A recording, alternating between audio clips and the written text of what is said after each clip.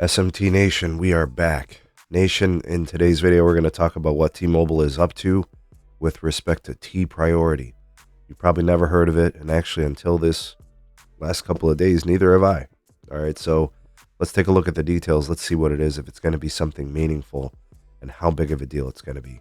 Link for the article from tmobile.com will be provided in the description. Ways to support us can be found there as well. Please do like and share this video. Subscribe if you're new here, and turn on the bell notifications icon to never miss an upload from the SMT. All right, folks, so here it is. At T-Mobile Capital Markets Day, the CEO of T-Mobile, Mike Sievert, revealed T-Priority, which is basically a brand new solution created for first responders and utilizing the T-Mobile network for first responder needs during emergencies and other application and use cases. So here's what they're going to provide as T-Priority. The first thing they're going to do is utilizing, 5G features. They're going to provide a dedicated, unique, specific network slice. This basically means they get like a network within a network all to themselves, I guess is a good way to explain it. T-Priority also has a suite of partnerships that provide unique technological solutions. Motorola solutions, Ericsson, Third Eye were all mentioned, and they should be tailored to first responder missions. And then a dedicated T-Mobile emergency response team with 24/7 support, whether it's public safety incidents, large events in which they have to be responsive. To me, this means there has to be centers for that, right? So I'm guessing there's going to be a big investment into that particular application. So AR, VR cited data intensive tools. They mentioned, training, and they mentioned cellular spikes during, peak times, along with emergency response times.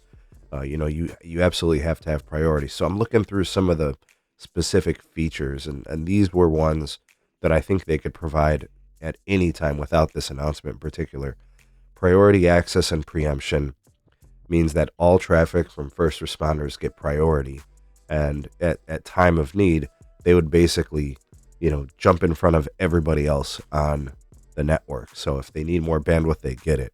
If they need more speed, they get it. If they need an improved latency experience, they're going to get it. So speeds will be 2.5 times faster. They have almost 50% more 5G capacity available to them.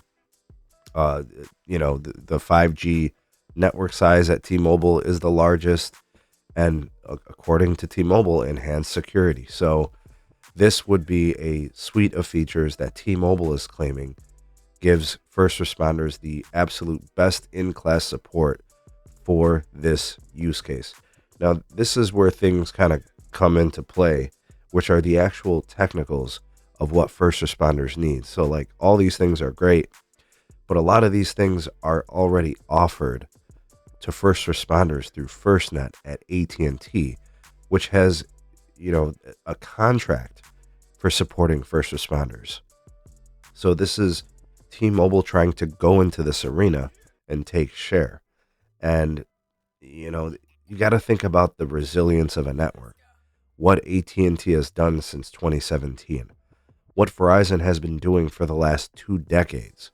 They have hardened their network with fiber circuits, with redundancies like backup power on basically all of their tower sites. Tower density, it's all part of it. You know what I mean?